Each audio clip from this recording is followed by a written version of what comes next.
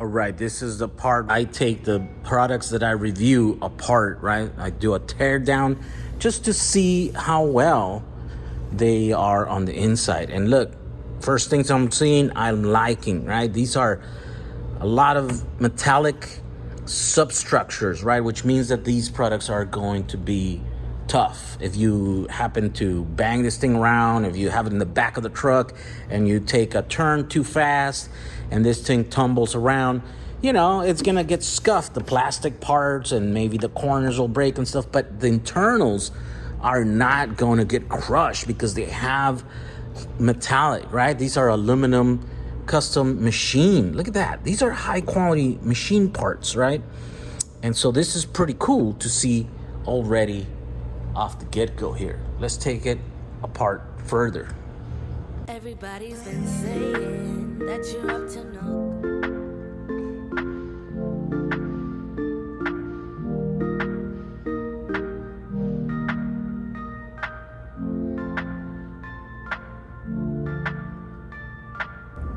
Next, let's talk about the BMS. This is about the biggest BMS board that I have seen, and with good reason. It has to do quite a bit. It has to manage this 3.6 kilowatt hour battery, but it also has to manage two other 3.6 kilowatt hour batteries, right? It's got expansion 1 and then it's got expansion 2. And that's what these are here. When you come to this side, then these are where you connect the expansion batteries. And so it has to manage all of that current, because this battery can be at one state of charge, and then these ones that you introduce and connect here could be at a different state of charge. So this section here has to manage it. So it has to let the current flow and the energy flow from one battery to the next so that they could all equalize and they could all work together, right? So EcoFlow has the smartest integration as far as I've seen. When you connect the battery, it doesn't matter what state of charge it is, it doesn't matter. It'll just wake up, it'll sense it, it'll start charging it, it'll start discharging it, and you don't have to worry about managing some extra battery. It is just becomes part of the one system here, right? So this is where all that happens here. And as you can see, there are quite a bit of these MOSFETs, right? These are the switching power electronics, right? This is the switching transistors. These are the switching transistors, and that's what these do. These turn on and off depending on what it wants to do. And so probably a lot of these are parallel to be able to handle the large currents that this device requires, right? This one, remember, it could do up to 3 kilowatts of energy, right? And so these have to, well, they have to carry all that current. Some diodes here, and then a lot of logic. These are obviously all the little resistors so that they can do balancing of the pack. 15 cells, right, in the pack. And then some, what else are here? Yeah, these are the large pads where those get connected on the other side. So they basically sandwich that into the board. So the crazy thing is here that this board, a PCB board, is handling quite a bit of power. Let's see if we can figure out how much power.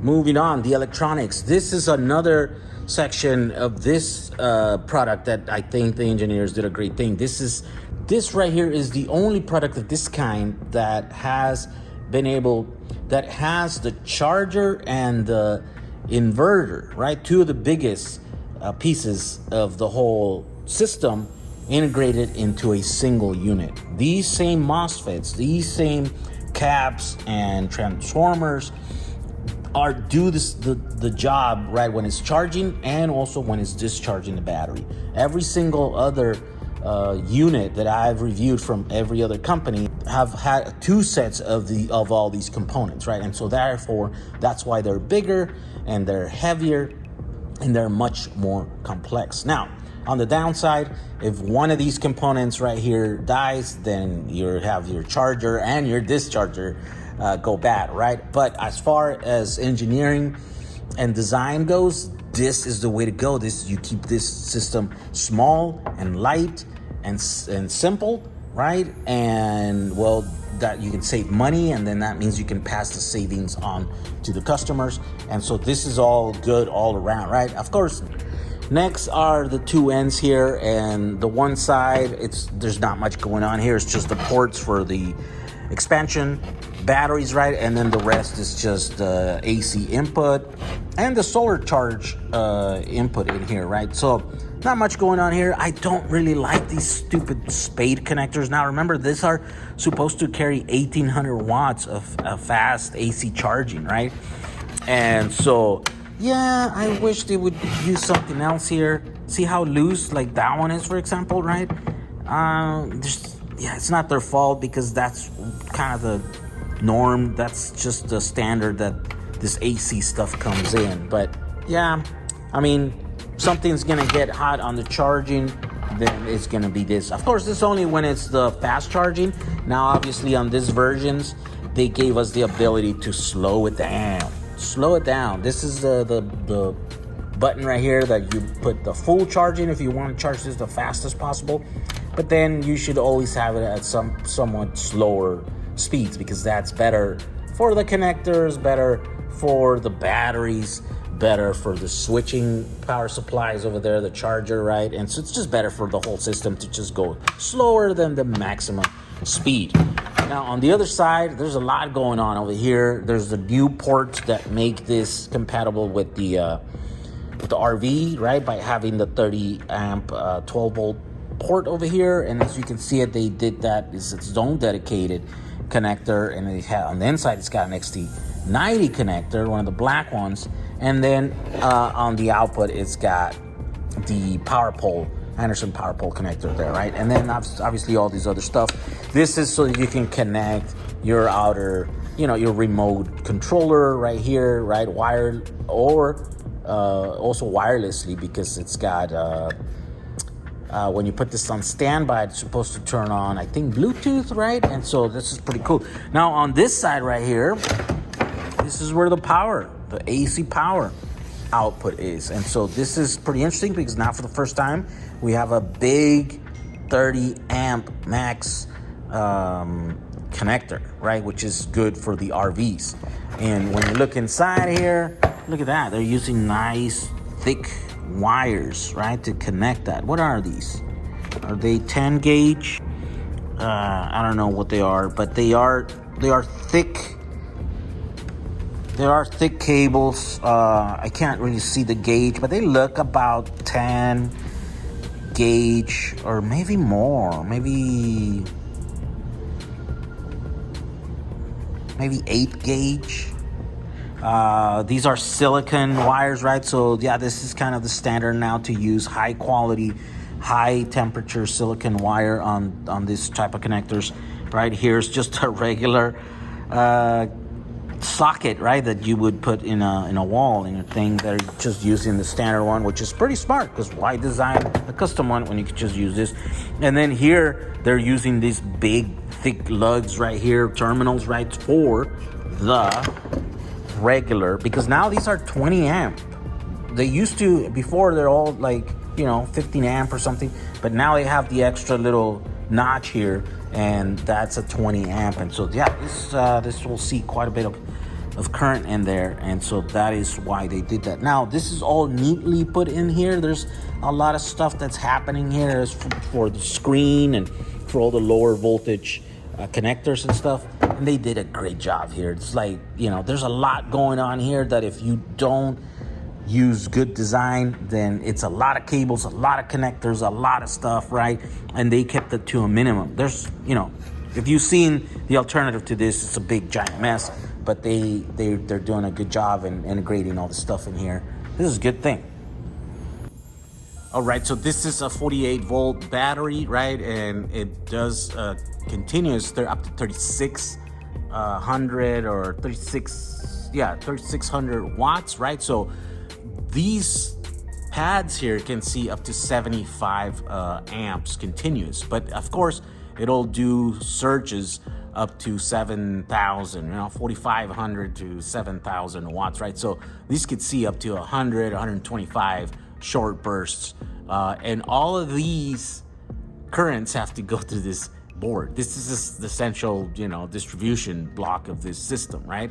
And so that's what these pads are here, because the current carrying traces here, right? This is flat stock. Those are on the other side, and so these are just to sandwich the whole thing together, and that's why there's a big part here. So yeah, this is pretty smart how they're doing it, and pretty concise. It keeps it small, it keeps it light, keeps it easy to service.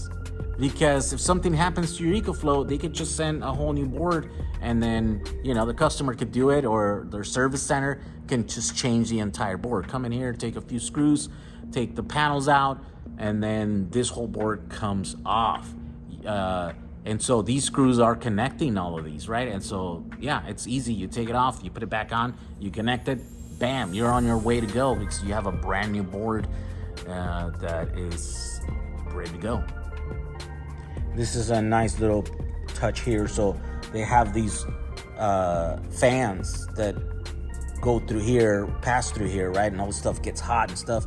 Well, this set of MOSFETs is set a little bit off to the side here. And so what they did, they made this little shield here that will catch some of the air, about a quarter of the airflow that goes in here, and then it'll direct it and make it go through these heat sinks here, just to keep that cool in there. But look at that, that's all they had to do. This is pretty straightforward. The cooling system is pretty simple. If you can design products with this kind of simplicity, then you're gonna be doing well, right? And of course, you're not have to waste a bunch of time, a bunch of money and resources trying to design complex systems. This just works. They put all the components that get hot right here, and then right here, right? And the stuff that doesn't get as hot and doesn't want, and then they put it in the center here. So this is just smart design. The next board here is gonna be the MPPT charger. This is the solar charger. And of course, they did a smart thing by putting it in the same box, right? And so that means the same airflow that's going through here is cooling these parts in here, right? So this is pretty big, but the way they put it on there is pretty smart, and so it doesn't take that much room, right? And so yeah, this is the MPPT charger that's also on a separate board. That means you can easily replace this if it ever goes bad.